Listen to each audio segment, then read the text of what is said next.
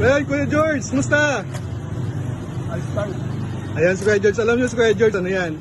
6 feet 4 inches po yung height niya. So tignan po natin yung bike niya. Ayan. Medium size yung bike niya, pero sa totoo lang, maliit to para sa kanya.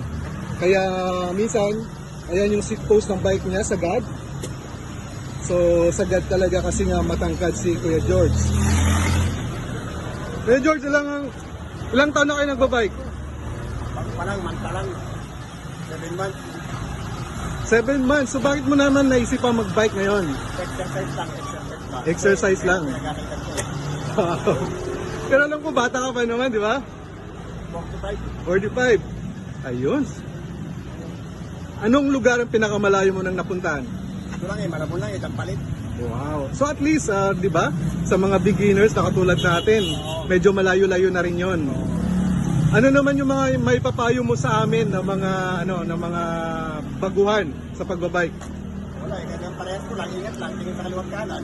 Okay. Para iwas tayo sa accident. At ano yung masasabi mo sa mga nagbibisikleta ng mga pasaway sa kalsada? Magbago na sila para hindi sila madisgrasya. Ayun, so tama po yun. So kailangan po natin, minor lang. kailangan talaga mag-ingat pag nagbabike tayo. Hindi pwede na basta-basta na lang counterflow. Ayan. So sa mga nagka-counterflow naman ng mga bikers na hindi naman kailangan mag-counterflow, pwede naman sila sa kabilang line. Bakit sila nagka-counterflow? Ano masasabi natin sa kanila? Baka nagmamadali siguro, ayaw nila tapos sa taman lang kasi. Yung mga ganun kasi nagka-counterflow, takot disgrasya rin yan. Oh, yun na nga. So takot disgrasya talaga yon. At saka sa mga sasakyan, ano yung dapat natin gawin? Kailangan bang sumabay tayo sa kanila? Or Hindi na kailangan tumabay, kailangan tayo ang mag-adjust kasi mag-adjust yung mga yun eh. Tayo, malis ang tulong natin. Pag nasa ka, sigurado, hindi ka lalagyan ka. ayan. Actually, si Kuya George dati nagtatrabaho to sa MAPSA ba, sa Makati? Ayun.